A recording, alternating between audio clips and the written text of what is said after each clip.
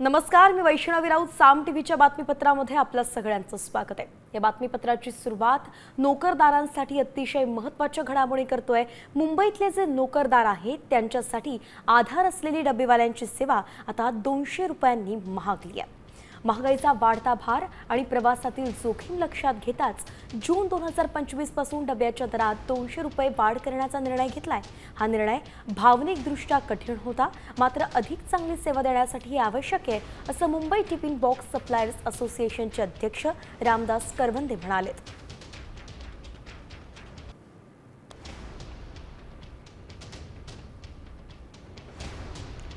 नोकरदारानंतर बातमी आहे रेल्वे प्रवास करणाऱ्यांसाठी. अगदी कामाची अशी बातमी आहे. रेल्वे प्रवाशांचा आरक्षण चार्ट हा प्रवासाच्या आधी 8 तास जाहीर केला जाणार आहे. तो आधी प्रवासाच्या 4 तास आधी जाहीर केला जायचा. रेल्वेच्या नव्या नियमामुळे आता वेटिंग लिस्टमध्ये असलेल्या प्रवाशांना त्याची माहिती आधीच मिळणार आहे आणि म्हणून त्यांना पर्यायी मार्ग निवडण्यासाठी सुद्धा पुरेसा वेळ मिळेल. तात्काळ तिकीट बुकिंगमध्ये सुद्धा मोठा बदल करण्यात आलेला आहे. रेल्वेकडून नेमकं कुठले बदल करण्यात आले, ग्राफिक्सच्या माध्यमातून सविस्तर पाहू. ट्रेन सुटण्याच्या 8 तास आधी रिझर्वेशन चार्ट तयार होणार आहे. वेटिंग लिस्टच्या प्रवाशांना दिलासा मिळणार आहे. वेटिंग लिस्टवरील बदलांचा अंदाज आधीच मिळणार आहे. तात्काळ तिकीट केवळ आधार लिंक युजर्ससाठीच असणार आहे. 1 जुलैपासून तात्काळ तिकीट आधार लिंक असलेल्या IRCTC खात्यावरच बुक करता येईल.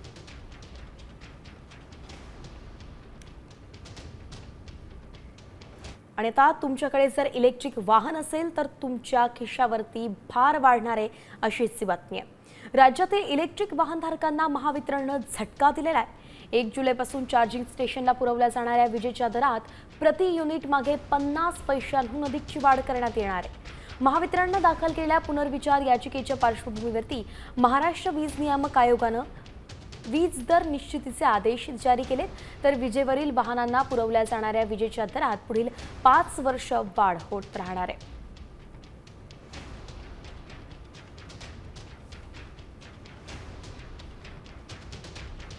आणि यानंतर बातमी मुंबईतून येते, ती म्हणजेच महापालिकेच्या रुग्णालयातील गरीब सहाय्यता निधी बंद करण्यात आलेला आहे आणि म्हणून सामान्य रुग्णांची आर्थिक कोंडी झाली आहे.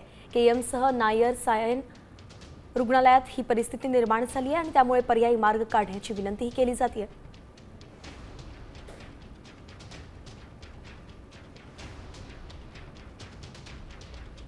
तर दुसरीकडे लाडक्या बहिणींना उपमुख्यमंत्री अजित पवारांनी खुशखबर दिलेली आहे. लाडक्या बहिणींकरता पुढील हप्त्यासाठी 3600 कोटींचा निधी मंजूर करण्यात आलाय.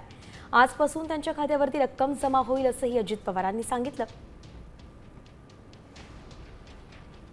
मंत्र्यांनी सूचना केलेली होती. आज जवळपास 3600 कोटी रुपये आमच्या लाडक्या बहिणींच्या करता या महिन्याचे आम्ही DBTवर पाठवलेले आहेत.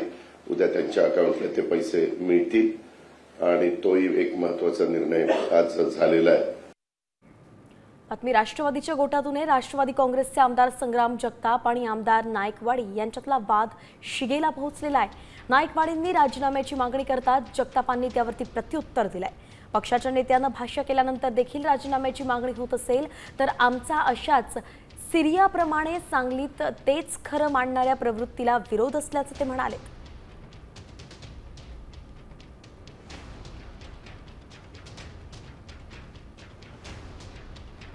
की जर आमची विचारधारा त्यांना पटत नसेल आणि आमच्या विचारधारेवरती नसतील तर त्यांनी राजीनामा द्यावा. त्यांनी नाही राजीनामा दिला तर माझा पक्ष समर्थ आहे, माझे नेते समर्थ आहेत त्यांना योग्य ती कारवाई करायला, त्यांना कसं मोकळं करायचं. आणि मग ठीक आहे ना, तुम्ही एकदा आमच्या पक्षाशी जर हरकत घेतलात विचारांशी तर तुम्ही या पदापासून दूर व्हायला पाहिजे, कारण या आमच्या पक्षाच्या चिन्हावर तुम्ही निवडून आला आहात.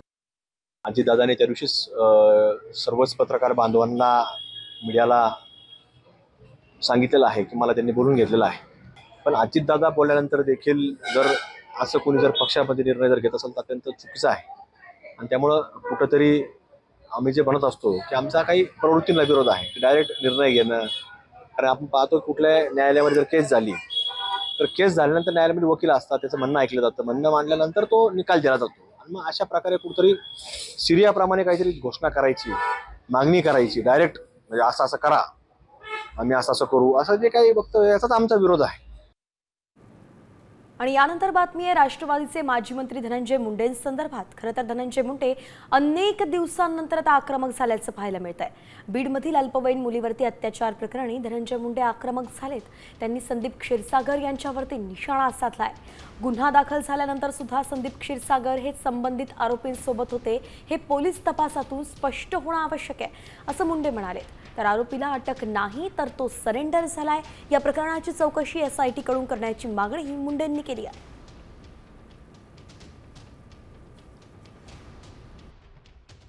गुन्हा नोंद झाला त्या दिवशी 11 वाजता इथले स्थानिकचे आमदार संदीप क्षीरसागर या आरोपी सोबत होते। हे पोलीस तपासात येणं आवश्यक आहे। ते का होते मी आदरणीय देवेंद्र भाऊला विचारणार आहे आणि त्यांच्याकडून कसल्याही परिस्थितीत या प्रकरणात SIT नेमून घेणार आहे तरच या आमच्या भगिनीला न्याय मिळेल। आणि शिंदे सेनेचे मंत्री भरत गोगावलेंनी नारायण राणेंबाबत अतिशय खळबळजनक वक्तव्य केलंय। राणेंनी मारामार्या मर्डर केल्याचा उल्लेख त्यांनी आपल्या भाषणात केलाय। नारायण राणे हे एवढ्या उंचीवरती सहजासहजी गेलेले नाहीयेत। अंगावरती केसेस घेतल्या, जेलमध्ये गेले असं भरत गोगावले म्हणालेत। तर नारायण राणेंवरती केलेल्या या आरोपांना आता मंत्री नितेश राणेंनी उत्तर दिलेलं आहे।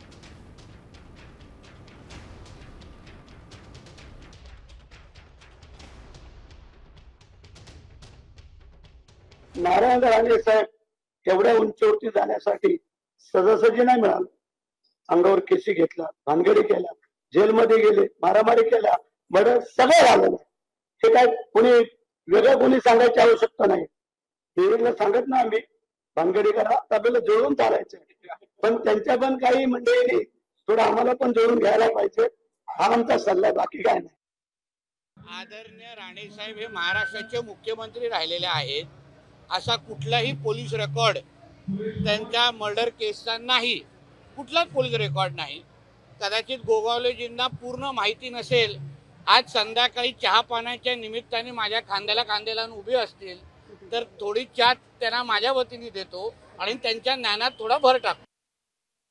तर यानंतर आता भरत गोगावलेंनी नितेश राणेंची माफी मागितल्याची माहिती सूत्रांनी दिली आहे। कॅबिनेट बैठकीत नितेश राणेंनी गोगावलेंना चांगलंच सुनावलं आणि त्यानंतर नारायण राणेंबाबत गोगावलेंनी जे वादग्रस्त वक्तव्य केलं होतं त्यानंतर गोगावलेंनी आता नितेश राणेंची माफीही मागितली आहे।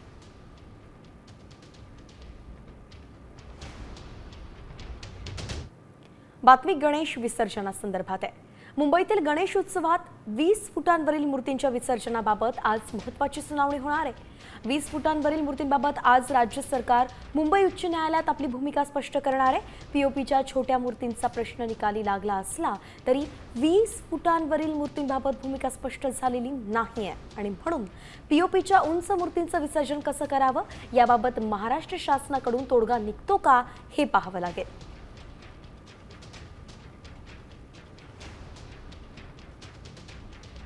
बातमी एकवीरा देवी संदर्भात। कार्ला गडावरील एकवीरा देवी मंदिरात भाविकांसाठी आता ड्रेस कोड लागू करण्यात येणार आहे। 7 जुलैपासून हे नवे बदल सुरू होतील। भाविकांनी मंदिरात येताना भारतीय पारंपरिक पोशाख परिधान करावा असं आवाहन मंदिर प्रशासनाकडून करण्यात आलेलं आहे। Western dress, shorts, miniskirt, half pant, फाटलेली जीन्स यासारखे पोशाख परिधान करू नये असं देखील मंदिर समितीने म्हटलंय। त्यांना प्रवेश बंदी असेल। तर नेमकं काय असेल ड्रेस कोड पाहूयात। महिला आणि मुलींसाठी साडी, सलवार कुर्ता किंवा पारंपरिक भारतीय पोशाख असावा। पुरुष आणि मुलांसाठी धोतर, कुर्ता, पायजमा, पॅन्ट शर्ट किंवा टी-शर्ट घालावं। नेमकं काय टाळायचं आहे तर शॉर्ट स्कर्ट, मिनी स्कर्ट, फाटकी जीन्स, वेस्टर्न कपडे, हाफ पॅन्ट आणि अंग प्रदर्शन करणारे कपडे।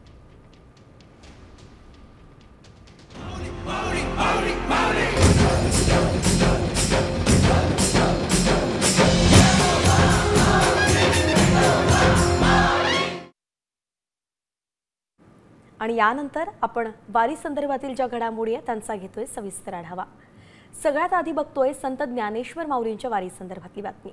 संत ज्ञानेश्वर माऊलींच्या पालखीचं आज सोलापूर जिल्ह्याच्या हद्दीत प्रवेश होणार आहे। बरडकरांचा पाहुणचार घेतल्यानंतर पालखी सकाळचा विसावा साधू बुवाचा ओढा या ठिकाणी घेणार आहे, तर दुपारचं भोजन धर्मपुरी कॅनॉल कारुंडे या ठिकाणी झाल्यानंतर पालखी सातारा जिल्ह्यातून सोलापूर जिल्हा हद्दीत प्रवेश करेल। आज रात्रीचा मुक्काम नातेपुते इथे होणार आहे आणि उद्या माळशिरसच्या पुरंदवडे इथे माऊलींच्या पालखीचं पहिलं गोल रिंगण पार पडेल।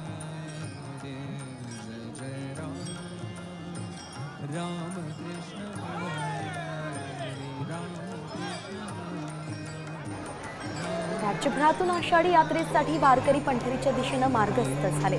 आषाढी एकादशीच्या सोहळ्याला अजून 7 दिवस बाकी आहे, मात्र पंढरपुरात विठ्ठलाच्या पदस्पर्श दर्शन रांगेत 50,000 भाविक उभे। विठू दर्शनासाठी सध्या 10 तासांचा कालावधी लागतोय आणि तरीही भाविकांची विठ्ठल दर्शनाची ओढ काही कमी झाली नाहीये।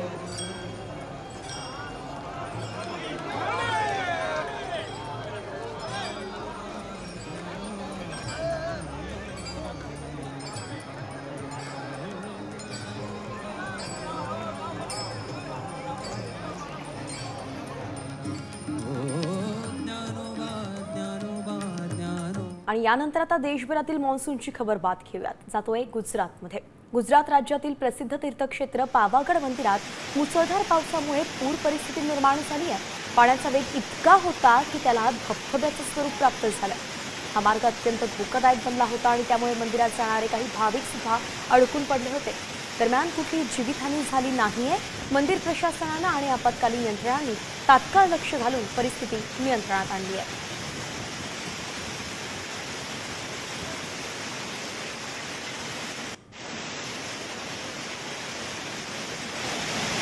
तर तिकडे जम्मू काश्मीरमध्ये सुद्धा पावसाचा कहर पाहायला मिळतोय। सलाल धरणाचे दरवाजे उघडल्यानंतर चिनाब नदीला पुराचा धोका निर्माण झालाय। जम्मू काश्मीरमधील रियासी जिल्ह्यात मुसळधार पाऊस कोसळतोय, त्यामुळे चिनाब नदीच्या पाणी पातळीत वाढ झाली आहे आणि म्हणून सुरक्षेच्या कारणास्तव सलाल धरणाचे दरवाजे उघडण्यात आले।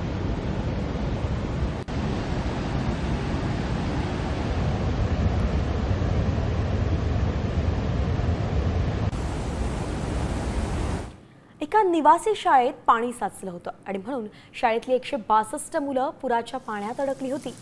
विद्यार्थ्यांना रात्रभर शाळेच्या छतावरती आश्रय घ्यावा लागलाय। पाणी शिरलं त्यावेळी सर्व मुलं शाळेच्या वसतिगृहात झोपली होती। त्यांनी शाळेच्या छतावरती आश्रय घेतला आणि या संदर्भात माहिती मिळताच प्रशासन सक्रिय झाला आणि तातडीनं बचाव कार्य राबवलं। मध्य प्रदेशातली ही घटना आहे। गुजरा नदीची पाणी पातळी वाढल्यानं पूर परिस्थिती निर्माण झाली आहे, ज्याचा फटका शाळकरी मुलांनाही बसला।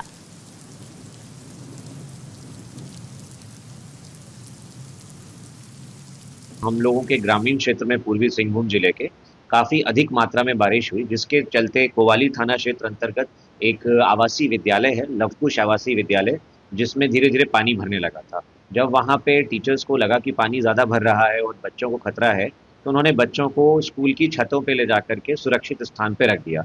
परंतु सुबह होते होते जल स्तर काफ़ी बढ़ गया था और स्कूल की काफ़ी सारी इमारत जो है वो डूबने लग चुकी थी और जो भी हम लोग के पास राहत सामग्री थी उसकी मदद से हम लोगों ने धीरे धीरे करके सभी बच्चों को सुरक्षित निकाल लिया।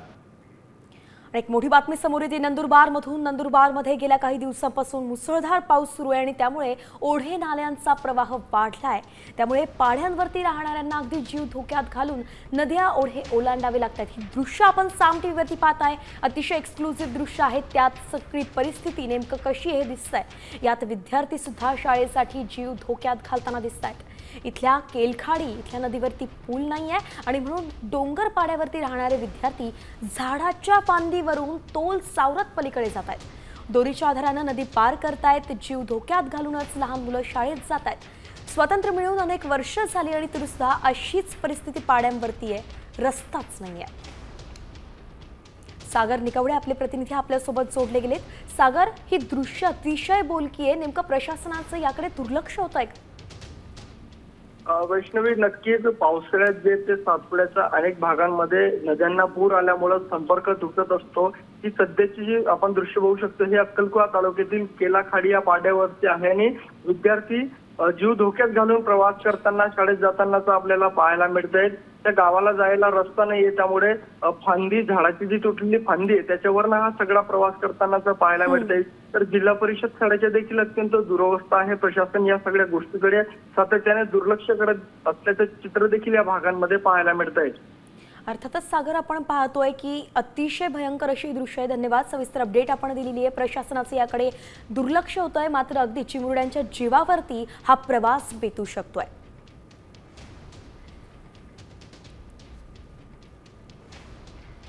आणि यानंतर आता पाहूयात की राज्यभरात नेमकं हवामान कसं राहणार आहे, पाऊस कसा राहणार आहे. कोकण किनारपट्टीसह मध्य महाराष्ट्रात पुढील 4 ते 5 दिवस मुसळधार पाऊस पडेल, तर काही ठिकाणी अतिवृष्टी होण्याचा अंदाज हवामानशास्त्र विभागाने वर्तवलाय. विदर्भात पुढील 2 दिवस मेघगर्जनेसह पाऊस पडू शकतो. मराठवाड्यात हलक्या ते मध्यम पावसाचीही शक्यता आहे. नंतर राज्यात पावसाचा कुठे कोणता अलर्ट आहे सविस्तर पाहूया. सगळ्यात पहिलं आपण पाहतोय ऑरेंज अलर्ट. रत्नागिरी, सिंधुदुर्ग, कोल्हापूर आणि सातारा या 4 जिल्ह्यांना ऑरेंज अलर्ट आहे. तर उर्वरित महाराष्ट्राला येलो अलर्ट आहे, ज्यात रायगड, पुणे, नंदुरबार, अहिल्यानगर आणि जळगावचा समावेश आहे. सोबत छत्रपती संभाजीनगर, जालना, परभणी, बीड, हिंगोलीही यातच आहे. नांदेड, अकोला, अमरावती, भंडारा, बुलढाणा, वाशिमलाही येलो अलर्ट आहे. तर शेवटी यवतमाळ, चंद्रपूर, गडचिरोली, गोंदिया, नागपूर आणि वर्ध्यालाही येलो अलर्ट आहे.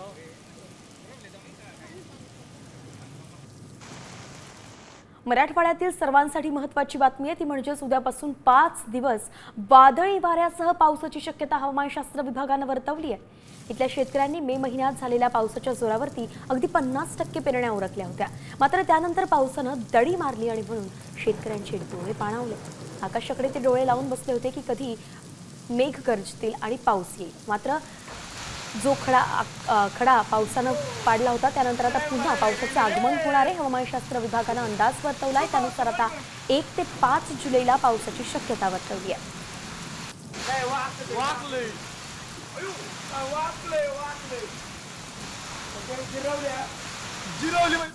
आणि यानंतर इतरही घडामोडींचा वेगवान आढावा घेऊयात. आपण वळतोय टॉप 5 कडे. सगळ्यात पहिले आढावा मराठवाड्याचा. नांदेडमध्ये नायगाव तालुक्यात पंचायत समितीच्या ढिसाळ कारभारामुळे दिव्यांगांसाठी आलेल्या 3 चाकी रिक्षा या धुळखात पडल्या आहेत. गेल्या 5 वर्षांपासून पडून राहिलेल्या रिक्षांचं वाटप करण्याची मागणी होती आहे. सामाजिक न्याय विभागाच्या आवारात भंगारात निघालेल्या रिक्षा टाकण्यात आल्या आहेत.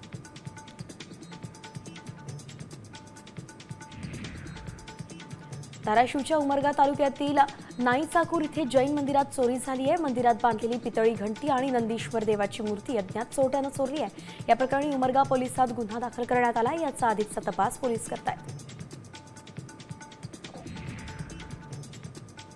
धाराशिव जिल्ह्यात ऊस लागवड क्षेत्रात 25,000 हेक्टरची वाढ झाली आहे. मागील गळीत हंगामात साखर उत्पादनाला मोठा फटका बसला होता. मात्र गेल्या वर्षी जास्त पाऊस झाल्यानं दुप्पट ऊसाची लागवड झाली आहे.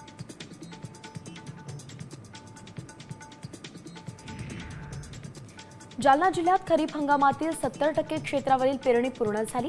2 लाख हेक्टरवरती कापूस लागवड तर 1.5 लाख हेक्टरवरती सोयाबीनची पेरणी झाली आहे.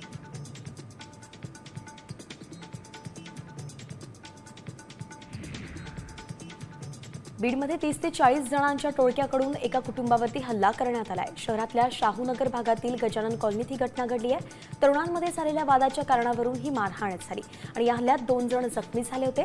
त्यांच्यावरती जिल्हा रुग्णालयात उपचार सुरू आहेत. दरम्यान अद्यापपर्यंत या संदर्भात गुन्हा दाखल झालेला नाहीये.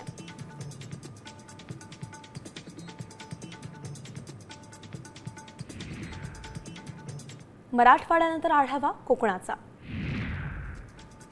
कोकण किनारपट्टी भागात 4 ते 5 दिवस मुसळधार पाऊस पडेल, तर काही ठिकाणी अतिवृष्टी होईल असा अंदाज हवामानशास्त्र विभागाने वर्तवलाय.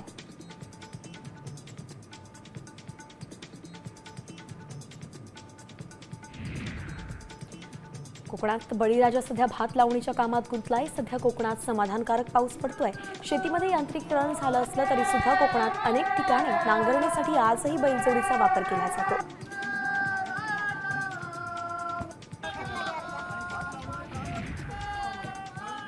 रायगडमध्ये डिजिटल क्रॉप सर्व्हे ॲपवरती पिकाची नोंदणी असेल तर पीक विम्याचा लाभ मिळणार आहे. शिवाय फार्मर आयडी देखील बंधनकारक आहे. कोकणात यंदाच्या खरीप हंगामात भात आणि नाचणी पिकाला विम्याचा लाभ दिला जाणार आहे. त्यासाठी 31 जुलैची मुदत दिली गेली आहे. शेतकऱ्यांनी कृषी विभागाच्या कार्यालयाशी संपर्क साधावा असं आवाहन केलं गेलं.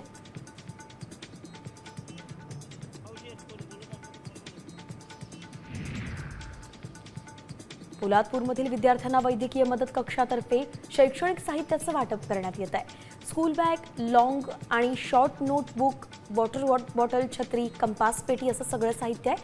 50 शाळांतील विद्यार्थ्यांना हे शैक्षणिक साहित्य देण्यात आलंय.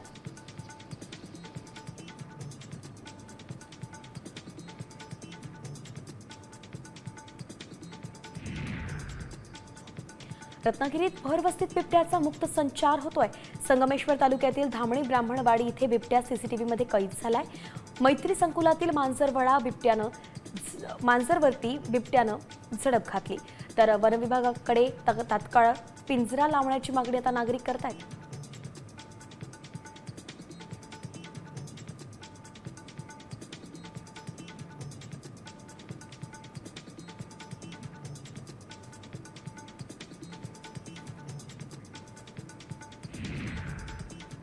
आता एक सविस्तर रिपोर्ट पाहूयात. औद्योगिक क्षेत्रानंतर आता एआयची वैद्यकीय क्षेत्रात सुद्धा कमाल पाहायला मिळते. जीवघेण्या कॅन्सरचं एआयनं अचूक निदान होणार आहे. पण नेमकं ते कसं? चला पाहूयात.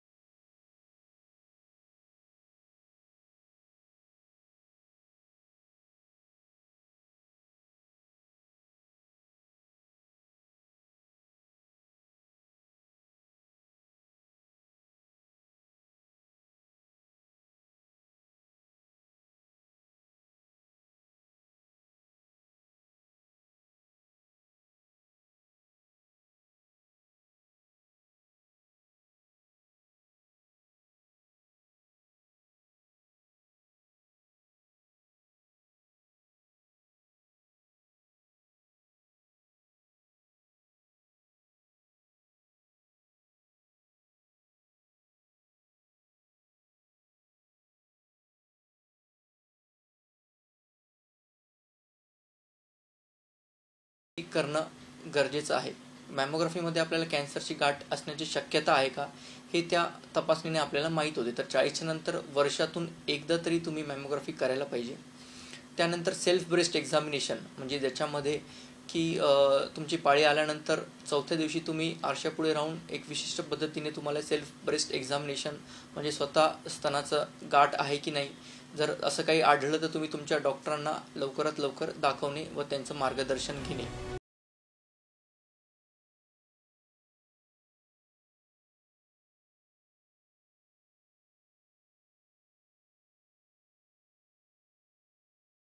मात्र आता या नव्या तंत्रज्ञानाच्या वापरातून तातडीनं निदान झाल्यास महिलांचे होणारे मृत्यू टाळणं शक्य होणार